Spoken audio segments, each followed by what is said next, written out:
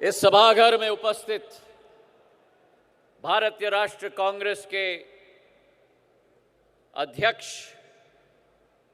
आदरणीय राहुल गांधी जी, यूपीए की चेयरपर्सन परम आदरणीय श्रीमती सोनिया गांधी जी, कांग्रेस पार्टी के सभी मुख्यमंत्रीगण, सम्माननीय नेतागण और कांग्रेस की आन बान और शान, कांग्रेस का एक एक कार्यकर्ता जो इस सभागार में हमारे साथ इस महत्वपूर्ण दिन पर उपस्थित है। आज एक बदलाव के चौखट पर हम लोग खड़े हैं, लेकिन इतिहास भी दोहराना जरूरी है।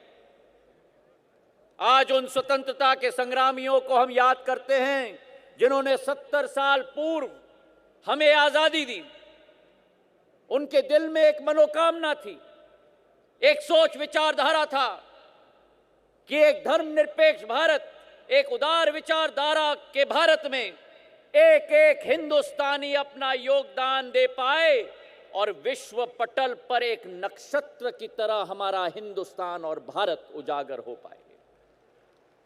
आज अगर चुनौती है तो उन स्वतंत्रता के संग्रामियों की कुर्बानी को चुनौती है। मेरे भाइयों और बहनों, 4 वर्षों में जहां एक तरफ मेरा किसान, मेरा नौजवान, मेरी महिला पस्त हो चुकी है, वहीं ये भाजपा के मंत्री, संतरी, तंत्री पूरी तरह से मस्त हो चुके हैं। जिस भारत की बात ये करते हैं, जिन अच्छे दिनों की बात करते हैं, जो नई इंडिया की बात करते हैं, जहां भाई भाई के बीच में भाईचारा के विपरीत द्वेष भावना अर्जित कराने की कोशिश करते हैं, जहां सरकार स्वयं रक्षक के बदले में भक्षक बन जाता है और किसानों के छातियों के ऊपर गोली चलाई जाती है। एक ऐसा भारत, एक नया इंडिया जहां महिलाओं के ऊपर दिन दहाड़ा बलात्कार किया जाता है, जो पाकिस्तान भारत पर बार बार उत्साहवर्धन के अलावा हर बार उकसाने की कोशिश करती है। हमारे जवान सरहद पर अपना शहादत देते हैं और ये सरकार नतमस्तक होकर खड़े रह जाती है। बड़े बड़े उद्योगपति भारत की पूंजी लेकर इस सरकार के संरक्षण में फरार हो जाते हैं और मेरे बेरोजगार नौजवानों को ठेंगा दिखाया जाता है सरकार के द्वारा। ये चुनौती मेरे भाई और बहनों, ये केवल कांग्रेस पार्टी के लिए चुनौती नहीं है। मैं तो मानता हूं कि ये भारत के अस्तित्व के लिए आज चुनौती हमारे सामने आ चुकी है।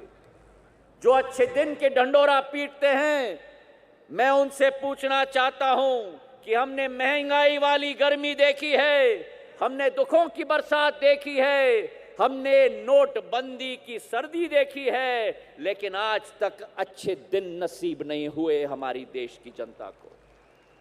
मैं उनसे पूछना चाहता हूं, एक नई इंडिया की सोच विचारधारा, जहां एक तरफ सबका साथ और सबका विकास की बात की जाती है और दूसरे तरफ असहिष्णुता का वातावरण तैनात किया जाता है, जहां रोहित वेमुला और जुनैद जैसे मेरे भाइयों को जिनकी मौत हुई है वो इस सरकार के ऊपर आज कलंक बन चुकी है। जो ऊना की घटना हुई, जो मेरे दलित भाइयों को पीटा गया, वो हर एक संसद में एक सांसद के पीठ पर रोटी और डंडे लगे हैं। मैं ये मानता हूं कि आज अगर हमें जो आज कहा जाता है न्यू इंडिया किसान भाइयों के लिए, जहां हर साल 16,000 किसान मेरे आत्महत्या करते हैं, मंदसौर में मेरे किसान के छाती पर गोली चलाई जाती है, टीकमगढ़ में पुलिस के थाने में मेरे किसान को निर्वस्त्र करके डंडों से पीटा जाता है, जंतर मंतर में दिल्ली में तमिलनाडु के किसान हमारे अपने दोस्तों के हड्डियों को लेकर आते हैं, लेकिन सरकार का एक नुमाइंदा नहीं जाता उनसे मिलने के लिए। जहां महाराष्ट्र में 200 किलोमीटर नंगे पैर मेरा अन्नदाता चलकर जाता है और उसे कहा जाता है कि ये शहरी माओवादी आ चुका है।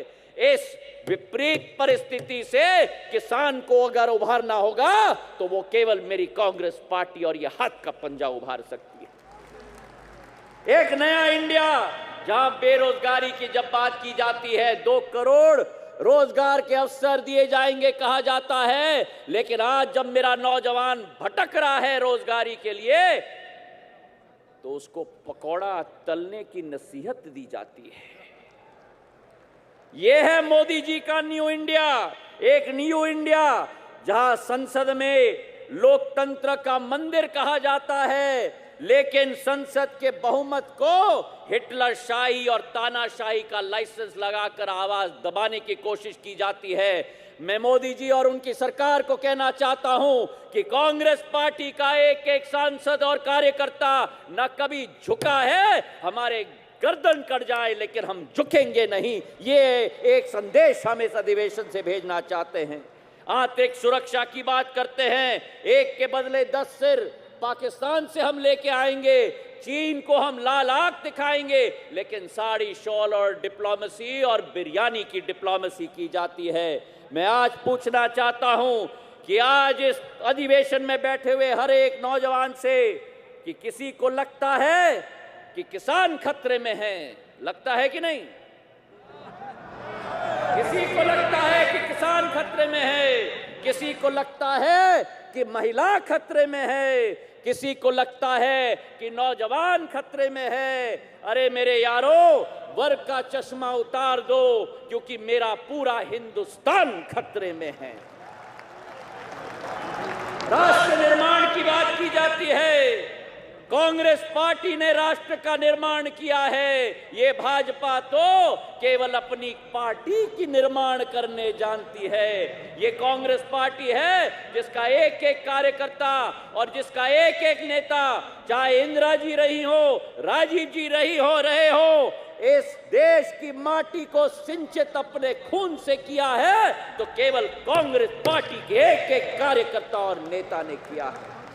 आज एक नया सूर्योदय हो रहा है, एक नया सूर्योदय हो रहा है राहुल गांधी जी के रूप में। ये सूर्योदय कांग्रेस पार्टी का सूर्योदय नहीं, ये सूर्योदय मेरे भारतवर्ष का सूर्योदय होने जा रहा है। एक ऐसे नेता जिसने सदैव देश प्रेम की बात की है, देश विकास की बात की है, देश की भावना की बात की है। एक ऐसा नेता जिसे पूछा गया कि आपका धर्म क्या है, जिससे पूछा गया कि आपकी जाति क्या है, और उस नेता का जवाब था कि अगर मेरा कोई धर्म है, अगर कोई मेरी जाति है, तो वो केवल राष्ट्र का तिरंगा का झंडा है। आज वो समय आ गया मेरे भाई और बहनों कि हमें एक साथ मिलकर ये लड़ाई लड़नी होगी।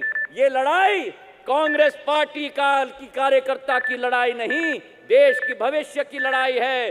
बाबा साहब अंबेडकर ने कहा था कि अगर 5 उंगली रहेंगी तो बिखर जाएंगी, और अगर ये 5 उंगली मुट्ठी बन जाए तो देश का उत्थान और देश का विकास सुनिश्चित हो पाएगा। तो हमें मुट्ठी बनकर इस भाजपा का सामना करना होगा। मुझे विश्वास है कि राहुल गांधी के नेतृत्व में दोबारा कांग्रेस पार्टी का तिरंगा लाल किले पर भी लहराएगा, इसका मुझे पूरा विश्वास है। महात्मा गांधी ने कहा था कि सत्य परेशान हो सकता है लेकिन सत्य पराजित नहीं हो सकता। वही एक विश्वास मन में रखकर सड़क पर हमें निकलना होगा और कांग्रेस को दोबारा स्थापित करना होगा। अंत में मैं 2 लाइन आपको अर्पित करना चाहता हूं कि आंधियों का जिद है बिजलियां गिराने की, आंधियों का जिद है जहां बिजलियां गिराने की, हमें भी जिद है वहीं आशियां बनाने की, हमें भी जिद है वहां आशियां बनाने की। और राहुल जी, ये आपके शब्द हैं, राहुल जी ये आपके शब्द हैं कि आंधियों की जिद है जहां बिजलियां गिराने की, हमें भी जिद है वहीं आशियां बनाने की। असूलों पर जहां आंच आए तो टकराना जरूरी है, असूलों पर जब आंच आए तो टकराना जरूरी है।